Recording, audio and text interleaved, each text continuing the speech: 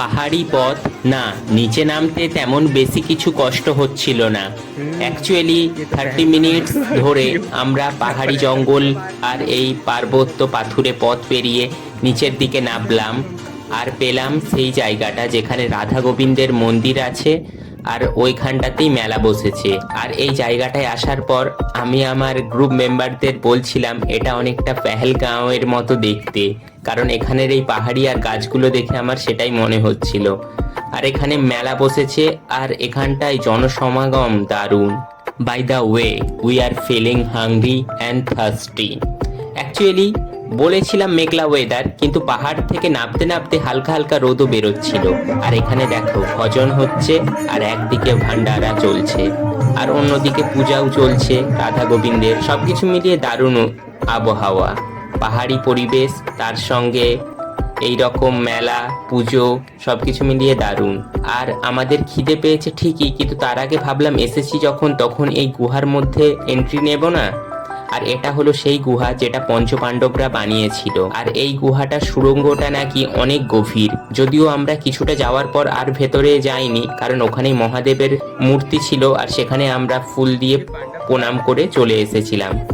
তারপর আমি জিজ্ঞেস করছিলাম ম্যাডামকে যে এই গুহাটা কি অনেক পুরনো। বলল হ্যাঁ, এটাই সেই গুহা যেটা পঞ্চপাণ্ডবরা বানিয়েছিল।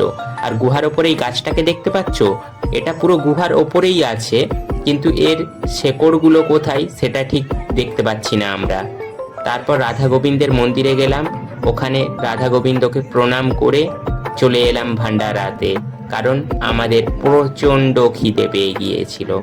তারপর এখানে হিমাচলিয়ান খাবার, ভান্ডারাতে যা হয় কারি চাওয়াল, তার সঙ্গে ওই সুজির একটা হালুয়ার মতো করে ওটা। তারপর লাঞ্চের পর আমরা মেলাতে একটু ঘোরাফেরা করলাম, কিছু কেনার ছিল সেগুলো কিনে নিলাম অ্যাজ এ মেমোরিজ। তারপর যখন দেখতে পাচ্ছ আমরা নামছি, হালকা হালকা রোদ, আসলে এই হালকা রোদেতেও এখন গরম ফিল হচ্ছে, কারণ আমরা খুব তাড়াতাড়ি নামছি, না হলে আমরা শম্ভুওয়ালা ফেরার জন্য বাস পাবো না। তাই ওয়েট ওয়েট ওয়েট, এখানে আরো একটা জলাশয় দেখতে পেলাম এক মন্দিরের পাশে। আর তারপর আর এক বন্ধু আমাদের পথপ্রদর্শক হয়ে আমাদের সঙ্গে চলেছেন, তার মাথায় একটু হাত বুলিয়ে একটু আদর করে দিতে দিব্যি আদর খেলো। তারপরে জানি না জঙ্গলের মধ্যে কোথায় ঢুকে গেল। এনিওয়ে, জঙ্গলের এই নির্জন রাস্তায় অনেকটাই আমাদের সাথ দিল এই অচেনা বন্ধুটা। তারপর আমরা এগোতে লাগলাম আমাদের মতো, আর আমি ক্যামেরাটা তখন আমার পেছনের এক গ্রুপ মেম্বারের হাতে ধরিয়ে দিলাম, বললাম এইবার তোমার পালা, তুমি ক্লিক করতে থাকো ভিডিও। আমরা নামছি।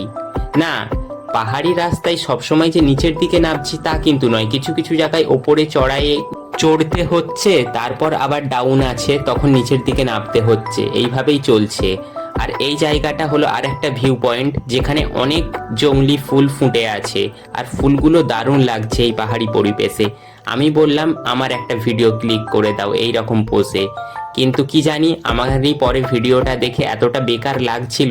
যাই হোক, ভিডিওটা যখন ক্লিক করা হয়েছে তখন তো আপলোড করতেই হবে, না হলে আমার মেমোরিজে গ্যাপ পড়ে যাবে। দেখো আর এক কাণ্ড, ফুল তুলতে গিয়ে পুরো গাছ শুদ্ধ উপড়ে ফেলেছি। এইরকমই হয় ব্লান্ডার আমার সাথে। এনিওয়ে, তখন ওই বিকেল 4:30 নাগাদ আমরা সোলাং বাস স্ট্যান্ডে পৌঁছে গেলাম।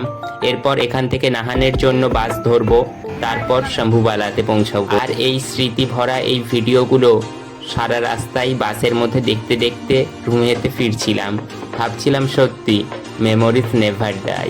You know my friend, life is very unpredictable. সত্যি আমরা তো জানি না যে আমরা চারজন আর 1 বছর পর বা 6 মাস পর কোথায় থাকবো, কোন সিচুয়েশনে থাকবো বা কিভাবে থাকবো, কিন্তু এই যে ভিডিও বা ফটোসগুলো এগুলোই আমাদের কাছে মেমোরিজ হয়ে থেকে যাবে সারা জীবনের জন্য। That's why I always say love yourself and live the every moment in your life, because time never wait for anyone.